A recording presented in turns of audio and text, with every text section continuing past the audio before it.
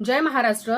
गृहराज्यमंत्री योगेश कदम म्हणतात की बसच्या आजूबाजूला 10-15 लोक होती, तरुणीनं विरोध केला नाही, त्यामुळे कोणालाही संशय आला नाही।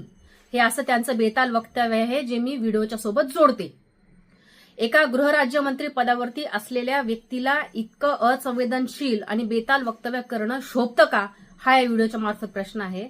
तसेच निवडणुकीच्या अगोदर महिलांना 1500च्या ज्या टिकल्या दिल्या, तर त्या टिकल्या देत असताना एक मुख्यमंत्री आणि 2 उपमुख्यमंत्री भेटले का पैसे, आले का खात्यावर पैसे, भेटले का पैसे, असं ज्या पद्धतीनं विचारायचे, तसेच आता कार्यक्रम घेऊन महाराष्ट्रातल्या महिलांना बहीण तू सुरक्षित आहेस का, बहीण तू सुरक्षित आहेस का, अशा पद्धतीचे प्रश्न विचारतील का, हा माझा या व्हिडिओच्या मार्फत प्रश्न आहे।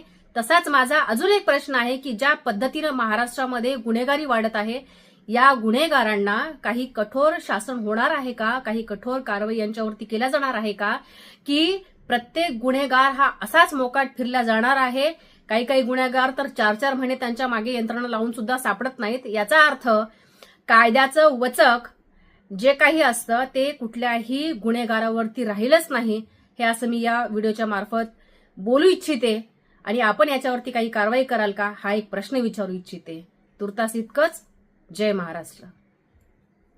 Hair, skin, obesity, infertility, thyroid या विविध विकारांनी त्रस्त आहात? हडपसरमध्ये रिव्हाइव्ह होमिओ केअरमध्ये संपर्क साधा आणि खात्रीपूर्वक इलाज करून घ्या। नामांकित होमिओपॅथी तज्ञ डॉक्टर निरंजन रेवडकर यांच्याशी संपर्क करा।